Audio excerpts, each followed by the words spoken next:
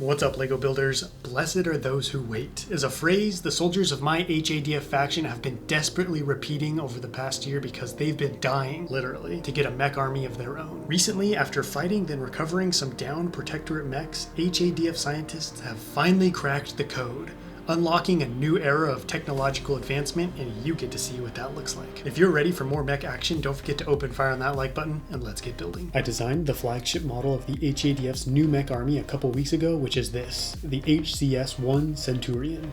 It's meant to act like a juggernaut, punching through enemy lines and taking on their heaviest mechs with its semi-auto RPG launching gun and razor-sharp claws. Its huge size and bulky armor makes it a little slower than most mechs in other factions, but the HADF pilots are still new to operating this type of vehicle, and the extra protection helps cover for their inexperience. HCS stands for Heavy Combat Suit, and this is the base design for all HCS series mechs. Though, as you'll see next, different mechs in this series will have slightly different variations of this design. The Centurion has already etched its way into the history books, being the mech that took part in the now infamous raid from last week's video, where HADF forces attacked and seized tanks of Comultium from an FPSC harvesting site, which ignited a war between the two factions. Now that I've introduced this new mech army, let's talk about its design philosophy.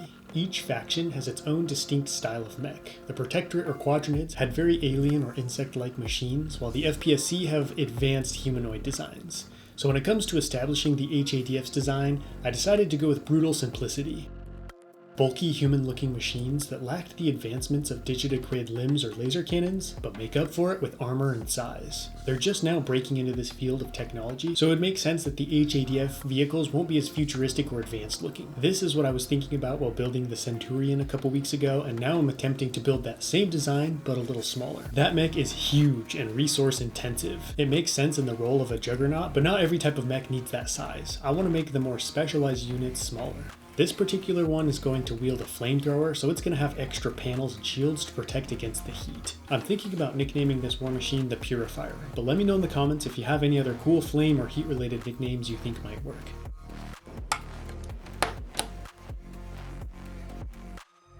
At first glance, these legs might not look that different from the Centurions, but I managed to shave off a couple studs, making them shorter, bringing this mech's center of gravity lower to the ground. I'm really happy with how the hip section turned out. I used a 2x2 Technic joint bent at an angle to act as the connection point for the torso, allowing it to rotate 360 degrees and also move forward and back. And the hip sockets are built using the 2x2 socket bricks connected to a 2x4 inverted slope brick. I must say, I'm becoming a huge fan of these hinge and socket bricks. They're much stronger than a ball joint and provide almost as much mobility. What is normally my least favorite part of the mech building process should actually be pretty chill this time around.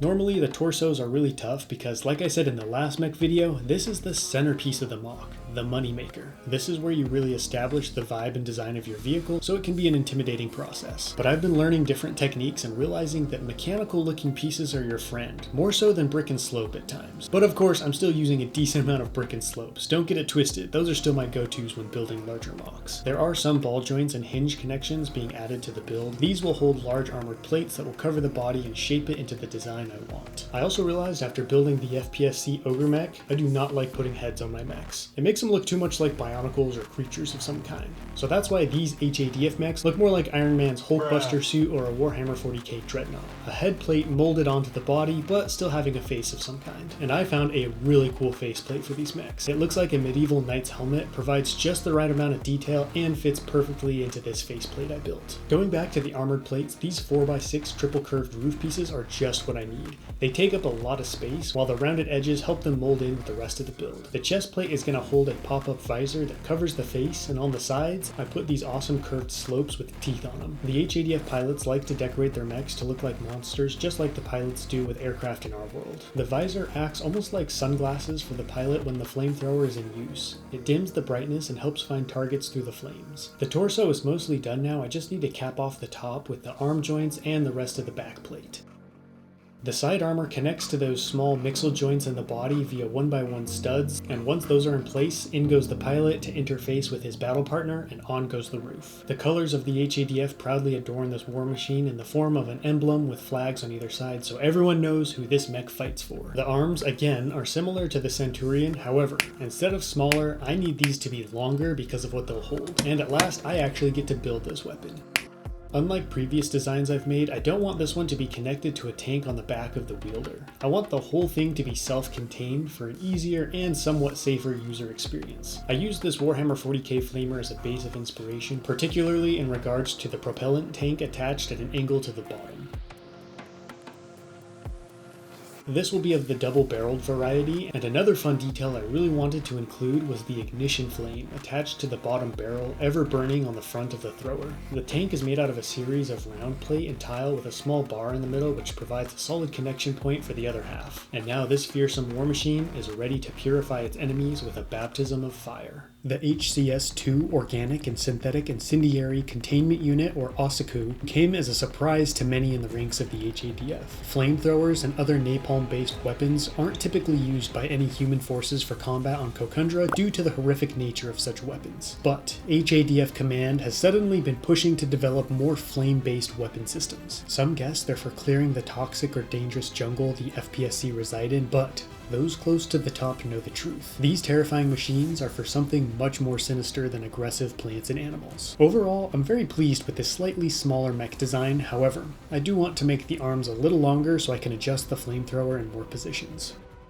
As fun as it is to keep building combat machines, I can't let the logistics side of the HADF fall too far behind. Just ask the German forces of World War II what happens when the supply chain falls apart deep into a war. So I'm going to build a smaller transport mech. It feels fitting that a mech in that role should have 4 legs instead of 2 for the extra stability. The HAEF and HADF do have the Gorilla, another logistics mech, but it's just a repurposed Basilisk mech design stolen from the Protectorate War. This baby is homegrown, and as such needs to follow the same design philosophy as the other mechs I've built for the humans, namely bulky and somewhat simple in appearance. The legs are going to look crab or insect-like, since that's usually the best route to go if you're building more than 2, utilizing large dark green slopes to mold the shape of each one. The hinge connecting the lower and upper legs should provide the needed mobility, with an extra Technic bar thrown in for a little detail.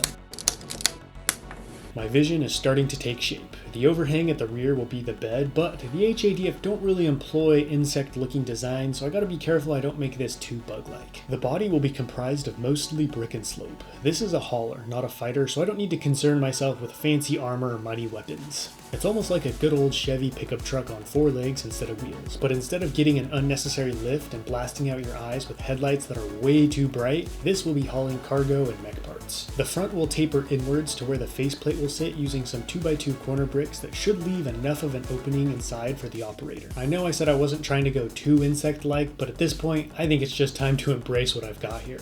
It's clearly a metal bug, so it needs a bug face. And what better way to capture that than with many eyes? This will also help the operator have a better field of view as they try to navigate the crowded areas they find themselves in. The roof will hold a series of sensors, optics, and other technical things nestled in the middle of more plating, and at this point, I'm just trying to make something as cool as possible with the pieces and time available, so this area is subject to change. The last component is a crane for loading and unloading the bed. Instead of cable, it's using a series of ball joints with dark green highlights to move, so maybe it should be classified more as an arm at this point. This is a pretty simple build, but it does need some greebling.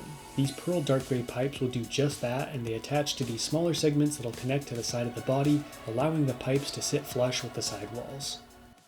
Suddenly, HADF hangars and repair bays are filled with massive mechs being prepped for battle, and normal forklifts and other smaller loading vehicles are struggling to carry the new components and weapons needed to kit up the massive war machines. So the HADF and the company Behemoth partnered to create the TLM-3 Transport and Logistics Mech, soon to be released in the civilian sector as well. This can carry much bigger and heavier loads with ease, and the 4 legs enable it to navigate the crowded and often chaotic mazes of a hangar floor prepping for a mission. I did need to modify the body a little so it can actually hold an operator, which made it a little bulkier, but I like that because it further sells this as a first generation mech.